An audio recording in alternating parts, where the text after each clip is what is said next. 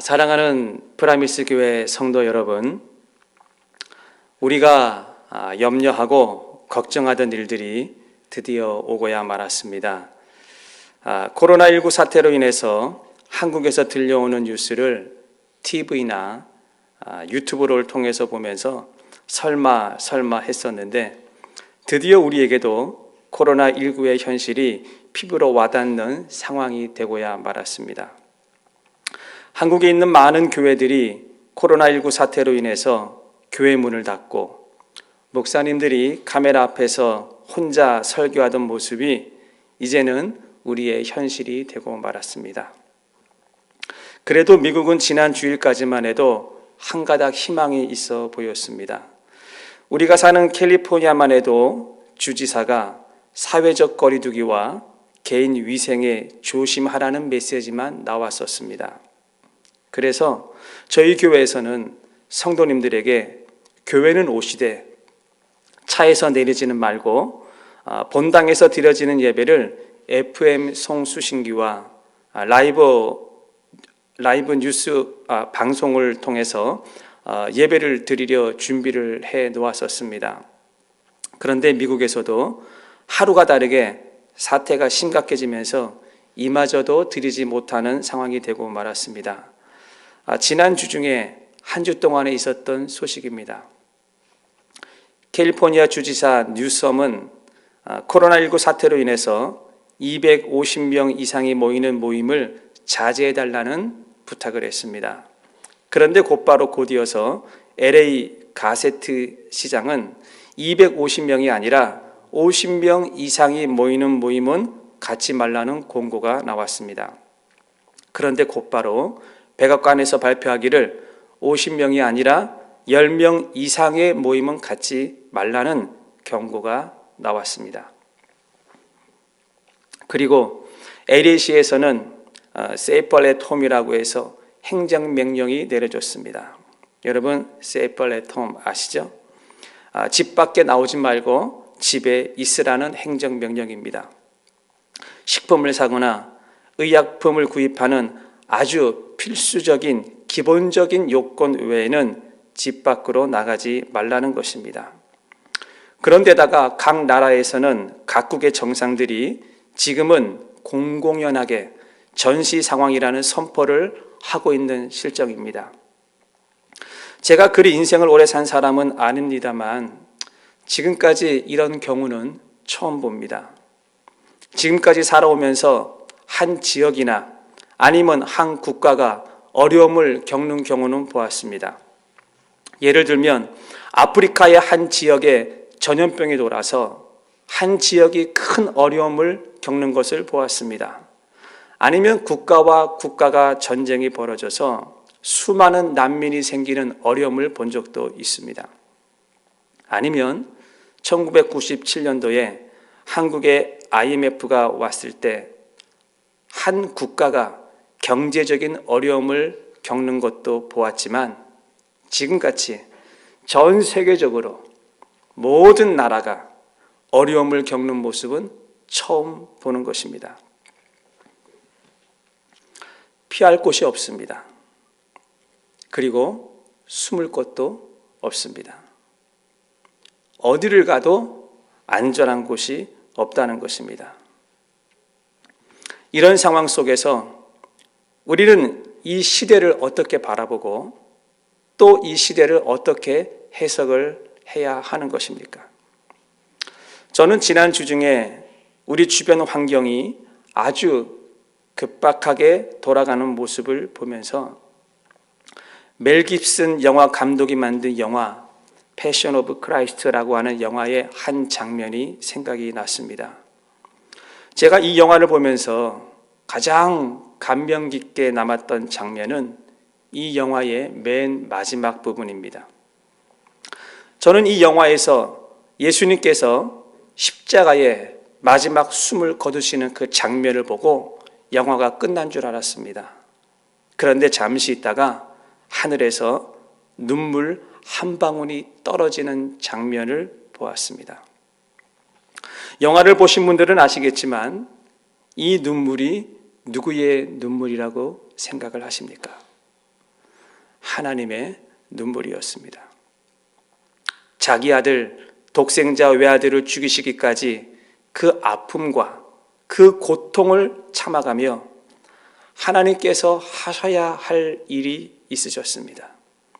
그것이 무엇이었냐면 사랑하는 자녀가 감당해야 할 아픔과 고통을 지켜보는 것이었습니다. 사랑하는 성도 여러분들은 여러분들의 자녀들이 아주 심하게 아팠던 모습을 지켜본 적이 있습니까? 저는 있습니다. 제가 전도사 시절에 이사를 하게 되었는데 그때 우리 큰아이가 한 2살, 3살쯤 되었을 것입니다. 그래서 집에서 이삿짐을 싸고 있는데 그만 부주의로 우리 아이가 유리컵 위에 넘어져서 얼굴이 유리 조각에 베이는 일이 있었습니다.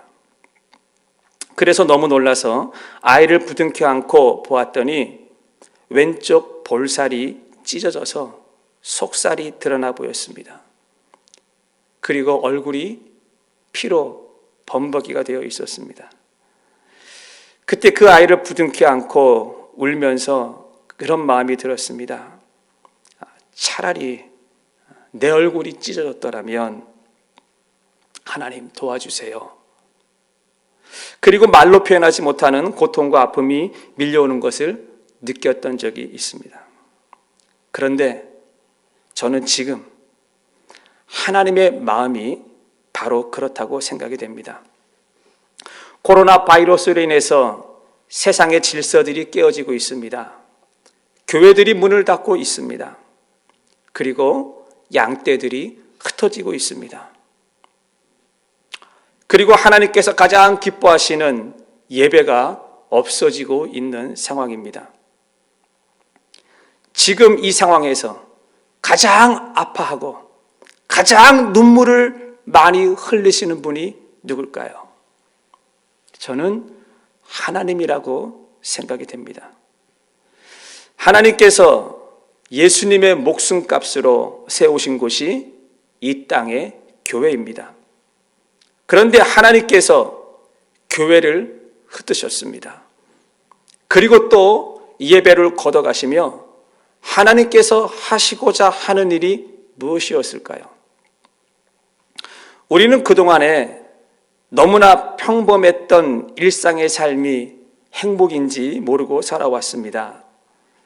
하나님께서 우리에게 주시는 복 가운데 가장 큰 복이 기적이 아니라 일상의 삶이었다는 것을 잊고 살아왔습니다.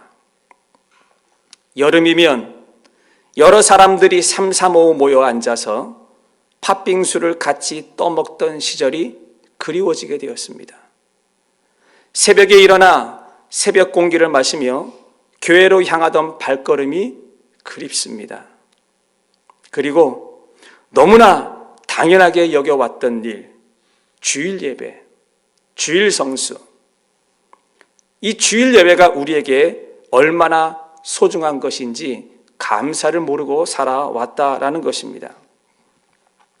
유철종이라는 분이 쓴 책 가운데 모래성이라는 책이 있는데 그 책의 내용 가운데 부모님의 존재에 대해서 이런 글이 있어서 제가 읽어드리겠습니다. 소중하다는 것을 알았지만 나는 부모님을 잃어버린 후에야 나의 그 소중함은 더 간절해졌다. 부모님이 살아계실 때는 부모님의 소중을 몰랐다라는 것입니다. 그런데 부모님이 돌아가신 후에야 부모님의 존재 그 자체에 대해서 소중함을 깨달았다라는 것이죠.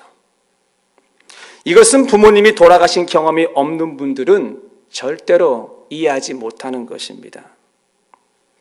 연세 드신 부모님은 아무것도 하지 않으셔도 살아계시다는 그 존재 자체로 우리에게 큰 힘이 되는 것입니다. 그렇습니다. 하나님께서 우리에게 일상의 삶에 주신 것들이 있습니다. 그런데 지금은 비록 이 코로나 사태로 인하여서 우리의 일상의 삶이 제약을 받고 있습니다. 그리고 우리 일상의 삶의 많은 부분들을 잃어버리고 있습니다. 그래도 희망은요, 우리에게 남겨진 것이 있다라는 것입니다. 그것이 무엇이냐면 바로 하나님의 말씀이라는 것입니다. 오늘 우리에게 주시는 본문 마태복음 5장 1절 2절을 보시게 되면 예수께서 무리를 보시고 산에 올라가 앉으시니 제자들이 나온지라 입을 열어 가르쳐 이르시되 그랬습니다. 대다수의 사람들은 마태복음 5장 1절에서 12절을 가지고 예수님의 산상수훈이다, 특히 그 중에서도 팔복이라고 부르고 있습니다. 맞습니다. 그런데 더 중요한 것은요, 예수님께서 말씀하신 산상수훈과 이 팔복이라고 하는 것을 누구에게 주셨냐라는 것입니다. 그것은 불신자도 아니고 예수님을 따라다니는 제자들에게 주셨다는 것에 대해서 우리는 주목을 해야 합니다. 잘 보십시오. 복음서에 나타난 예수님의 사역을 초점을 맞추자면 예수님은 불신자들에게 초점을 맞추지 않았습니다. 예수님의 사역은 예수님을 따라다니는 12 제자들에게 초점이 맞춰져 있습니다. 그리고 사도 바울도 그렇습니다. 사도 바울은 신약 성경에 13권의 서신서들을 기록을 했습니다. 그런데 이 13권의 서신서들의 수신자가 누굽니까? 9권은 각 지역 교회들에게 보내는 편지들이었습니다. 로마에 있는 교회에게, 고린도에 있는 교회에게, 에베소에 있는 교회에게, 빌립보에 있는 교회에게, 모두가 다 로컬 교회에 보내는 편지들이었습니다. 그리고 4권은 개인들에게 보내는 편지였는데 그 개인이 누구였습니까? 디모데, 디도, 빌레몬, 모두가 다 불신자가 아니라 예수 믿는 사람들이었다라는 것입니다. 그리고 우리가 지금 읽고 있는 이 성경도 하나님께서 누구에게 주신 책이라고 생각을 하십니까? 세상에 예수 믿지 않는 사람들에게 성경을 주신 것이 아니라 믿는 성도들을 향하여 주신 하나님의 약속의 말씀이라는 것입니다. 그러므로 하나님께서 우리에게 주신 말씀이 우리 성도들에게 있다는 것을 명심하시고 우리는 감사해야 될 줄 믿습니다. 그런데 말씀을 받은 성도들이 하나님을 떠나는 경우가 종종 있다라는 겁니다. 그 첫 번째의 경우는 사람들은 환경이 너무 좋으면 하나님을 떠나더라라는 것이죠. 아브라함의 조카 롯을 보십시오. 그는 양떼가 많아지고 재물이 많아지자 아브라함을 떠나고야 말았습니다. 그러니 사람들은 너무 잘 살아도 하나님을 떠나는 경우가 있더라는 겁니다. 어느 날부터 물질의 여유가 생기고 자녀들이 좀 잘 되는 것 같고 건강이 있고 시간이 있으면 하나님을 떠나는 사람들이 있다라는 것입니다. 우리는 이때 긴장해야 되는데 이때 하나님 앞에 긴장을 하고 무릎을 꿇는 것이 겸손의 시작인 것입니다. 그런데 반대로 사람들은 너무 극단적인 어려움을 당해도 하나님을 떠나게 되더라는 것이죠. 그 대표적인 인물이 욥의 아내였습니다.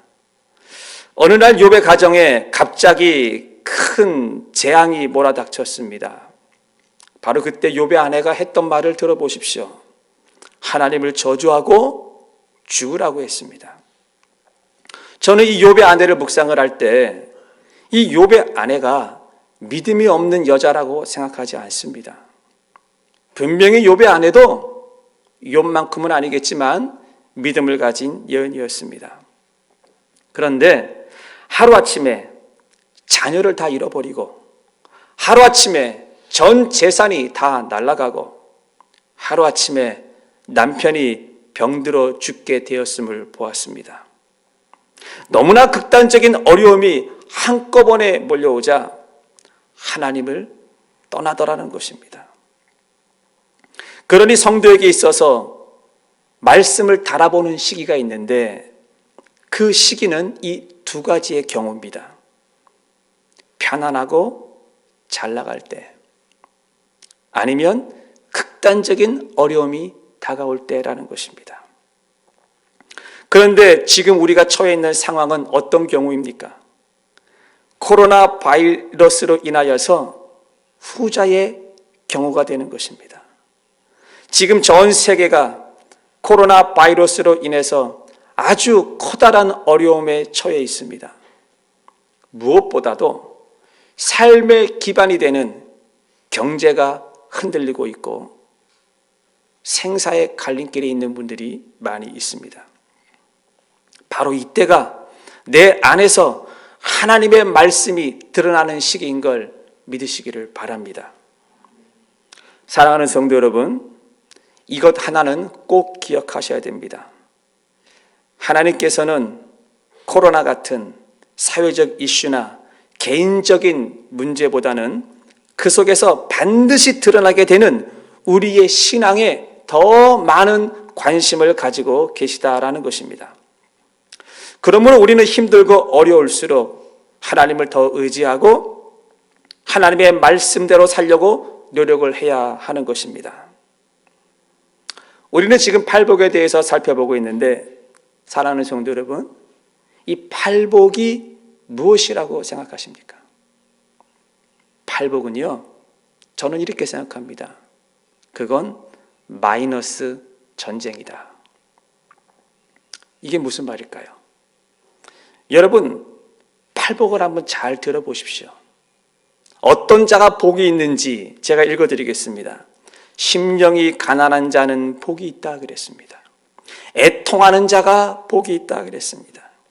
온유한 자가 복이 있다 그랬고, 의에 줄이고 목마른 자가 복이 있다 그랬고, 긍휼히 여기는 자가 복이 있고, 마음이 청결한 자가 복이 있고, 화평케 하는 자가 복이 있고, 의를 위하여 박해를 받는 자가 복이 있다 그랬습니다. 이것이 복이라고 이야기를 합니다. 여러분 같으면 이런 복 받고 싶습니까? 우리는 보통 복이라고 하면 어떤 복을 생각합니까? 좋은 것, 잘 되는 것, 이런 것 생각하지 않습니까? 그런데 성경에서는 정반대를 말하고 있습니다. 심령이 가난해야 되고, 애통해야 되고, 온유해야 되고, 의에 줄이고 목말라야 되고, 이것을 복이라고 생각을 하고 있습니다.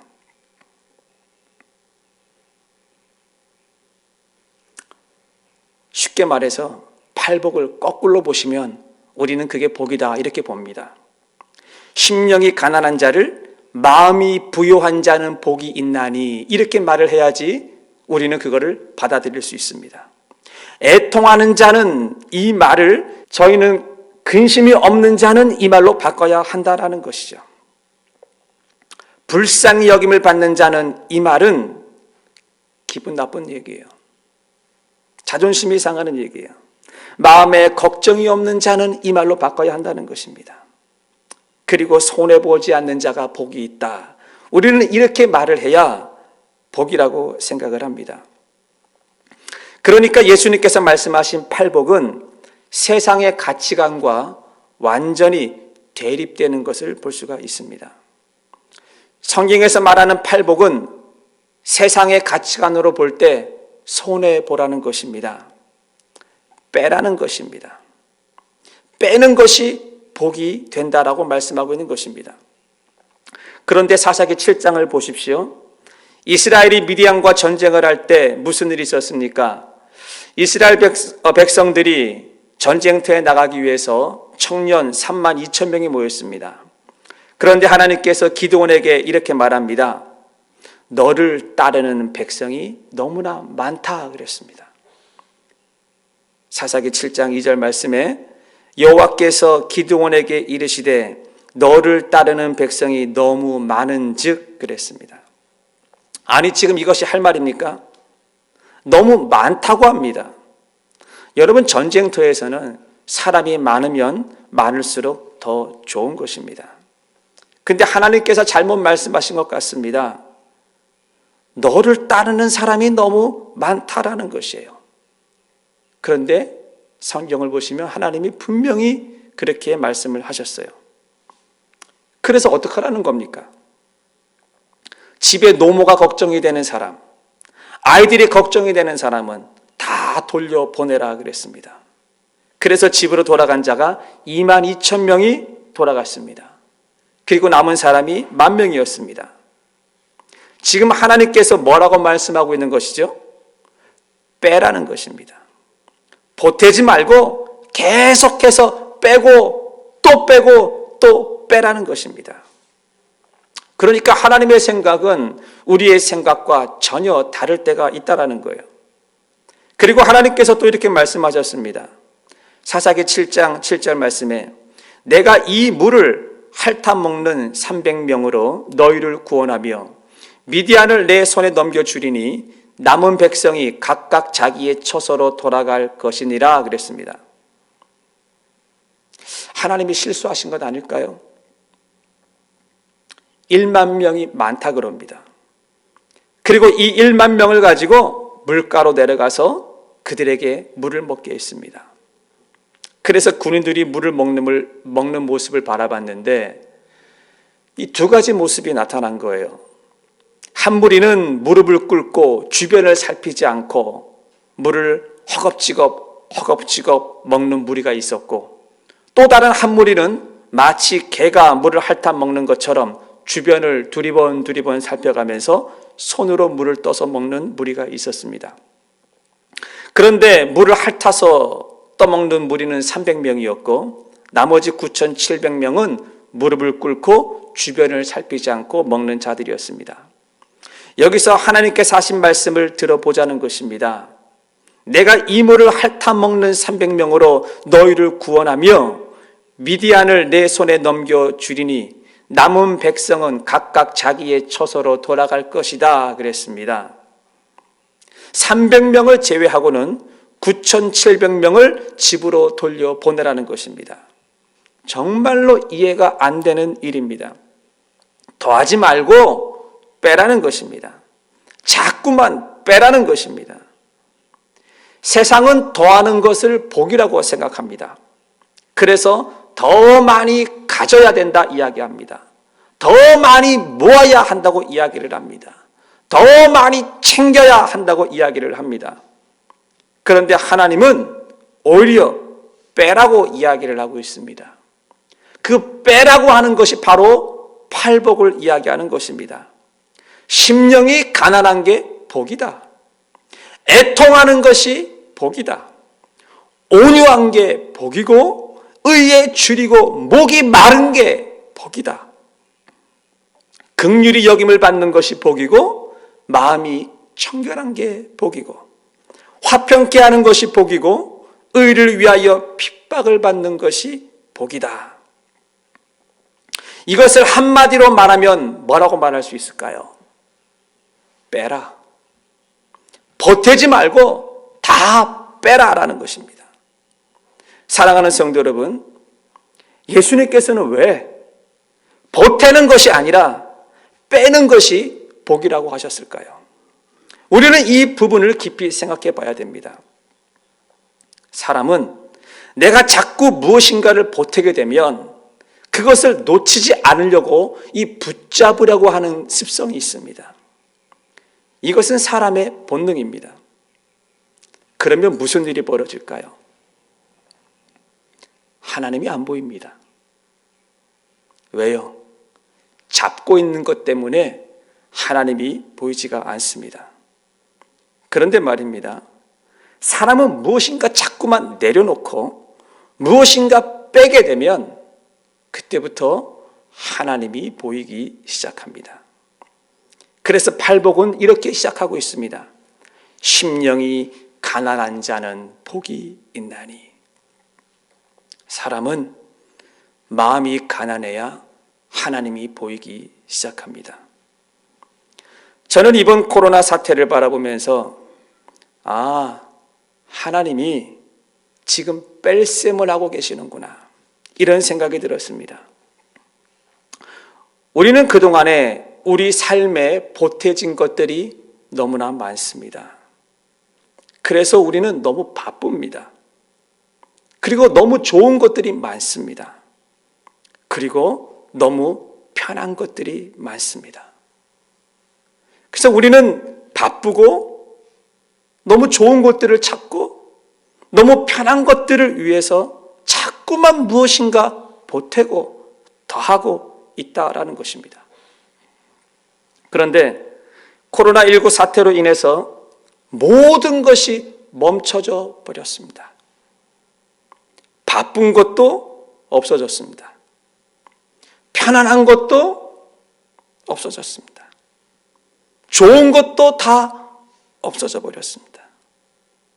모든 것이 다 빠지는 느낌입니다. 지금 이런 상황에서 우리가 할 수 있는 게 무엇입니까? 아무것도 없습니다. 여러분들은 지금 코로나19 앞에서 무엇을 할 수 있습니까? 아무것도 없지 않습니까? 그저 집에 있는 것 외에는 우리가 할 수 있는 게 무엇이 있습니까? 저도 그렇습니다. 교회를 위해서, 성도들을 위해서 할 수 있는 것이 아무것도 없는 것을 발견했습니다. 그래서 하나님의 말씀을 묵상하고 기도하던 중에 찬양의 한 소절이 계속 머리에서 떠나지가 않는 것입니다. 너희는 가만히 있어 주가 하나님 되말지어다. 열방과 세계 가운데 주가 높임을 받으리라. 너희는 가만히 있어 주가 하나님 되말지어다. 열방과 세계 가운데 주가 높임을 받으리라. 마치 고장난 테이프가 제 머릿속에서 계속 반복되고 돌아가듯이 너희는 가만히 있어 주가 하나님 됨 알지어다. 그렇습니다. 지금 하나님께서 이 세상 가운데에서 뺄셈 전쟁을 하고 계시는데 우리가 해야 될 일은 아무것도 없습니다. 그저 우리는 가만히 있는 것밖에는, 주가 하나님됨을 바라보는 것밖에는 우리는 할 것이 없다라는 것입니다. 그리고 후렴이 이렇게 시작이 되죠. 사랑합니다 내 아버지, 찬양합니다 내 온 맘 다하여, 선포합니다 예수 그리스도, 주님 오심을 기다리며. 맞습니다. 하나님께서는 지금 뺄셈 전쟁을 하고 계시는데 우리가 해야 될 것 두 가지밖에 없어요. 사랑합니다 내 아버지. 우리는 하나님 앞에 이러한 상황 가운데서도 하나님 사랑합니다, 저 아시죠? 우리는 이것밖에 할 수가 없다라는 것입니다. 그리고 또 한 가지 할 수 있다는 것은 온 마음 다하여 하나님을 찬양하는 것입니다. 비록 우리가 코로나 때문에 교회에 모여서 함께 예배를 드리지 못하고 있습니다. 그러나 여러분들이 지금 인터넷으로 각 가정에서 예배를 드리는데 그 예배를 드리는 그 마음이 하나님 앞에 온 마음 다하여 예배를 드리신다면 여러분들이 교회 나와서 예배를 드리는 그 모습이나 가정에서 온 마음을 다하여 예배를 드리는 그 모습이나 하나님께서는 반드시 받으실 것을 믿습니다. 저는 이것이 코로나19 사태를 바라보며 예배를 드리는 우리 성도들이 취해야 할 자세라고 생각하고 있습니다. 사랑하는 프라미스 교회 성도 여러분, 힘들고 어려울수록 하나님께 더 많은 사랑을 고백하시고 더 많은 감사를 표현하시기를 주님의 이름으로 축원을 드립니다. 그리고 우리가 어디에 있든지 온 마음 다하여 하나님께 예배를 드리시는 여러분들 되기를 주의 이름으로 축원합니다. 그리고 세 번째, 이 뺄셈이라고 하는 것은요, 뺄셈으로 끝나지 않습니다. 우리가 산수를 할 때 무엇인가 빼게 되면 답이 나올 거 아니겠습니까? 뺄셈의 해답이 무엇일까요? 뺄셈의 정답이 무엇일까요? 저는 그 뺄셈의 정답이 팔복이라고 생각이 됩니다. 사랑하는 성도 여러분, 마태복음 5장에 나오는 팔복의 배열을 종이에 적어놓고 잘 보시기 바랍니다. 팔복을 들여다보게 되면 어떤 고정적인 규칙이 반복되어 나오는 걸 볼 수가 있습니다. 그게 뭐냐면 무엇이 있나니 무엇이 있을 것이요 라는 것입니다. 예를 들면 이런 겁니다. 심령이 가난한 자는 복이 있나니 천국이 그들의 것이미요. 무엇이 있나니 무엇이 있을 것이미요 라는 것이죠. 애통하는 자는 복이 있나니 그들이 위로를 받을 것이미요. 무엇이 있나니 무엇이 있을 것이라는 것입니다. 온유한 자는 복이 있나니 그들이 땅을 기업으로 받을 것이미요. 무엇이 있나니 무엇이 있을 것이미요 라는 것입니다. 팔복은 전부가 다 이런 패턴을 가지고 있는 것을 보게 됩니다. 즉 쉽게 말하면 A가 있나니 B가 있다라는 것입니다. 그리고 그 앞뒤 사이에 무게중심추로 가운데 무엇인가 이렇게 놓은 것이 있는데 그것이 복이라고 하는 단어인 것입니다. 그러니까 복이 무엇입니까? 심령이 가난한 것도 복이지만 천국을 얻는 것도 복이라는 것이죠. 애통하는 것도 복이지만 위로를 받는 것도 복이라는 것입니다. 온유한 것도 복이고 땅을 기업으로 받는 것도 복이고 의에 줄이고 목마른 것도 복이고 배가 부른 것도 복이다라는 것입니다. 그러니까 뺄셈이 어떻게 복이 되느냐? 하나님의 계산법은 아무 생각 없이 무조건 이것도 빼고 저것도 빼고 다 빼라 그런 것이 아닙니다. 뺀 곳에 하나님께서 무엇인가 채울 것이 있기 때문에 빼라고 하는 것입니다. 아멘. 무엇인가 빠져야 새로운 것을 채워놓을 수 있는 것 아니겠습니까? 그러니까 성도는 내 인생에 있어서 무엇인가 빠지는 것 때문에 너무 두려워하거나 염려할 이유가 없다라는 것입니다. 왜냐하면 하나님께서 반드시 채우실 걸 믿기 때문에 그렇습니다. 우리 믿으시면 한번 큰 소리로 아멘 하십시다. 저는 마태복음 5장에 나오는 팔복의 결론이 이 마지막 11절과 12절로 집결된다고 봅니다. 마태복음 5장 11절을 보시게 되면 나로 말미암아 너희를 욕하고 박해하고 거짓으로 너희를 거슬러 모든 악한 말을 할 때에는 너희에게 복이 있나니 그랬습니다. 여기서 말하는 너희를 욕하고 박해하고 거짓으로 너희를 거스르고 모든 악한 말을 할 때에는 이란 이 팔복의 구조에서 말하는 앞부분에 해당되는 말 아닙니까? 심령이 가난한 자, 애통한 자, 온유한 자, 의에 줄이고 목마른 자, 긍휼히 여기는 자, 마음이 청결한 자, 화평케 하는 자, 의를 위하여 박해를 받는 자, 전부 다 빠진 사람들입니다. 그리고 복이 있나니라고 하는 중심줄을 가운데 갖다 놓았습니다. 그리고 그 뒤에 따라오는 말이 12절의 말씀입니다. 기뻐하고 즐거워하라. 하늘에서 너희 상이 크다라는 것입니다.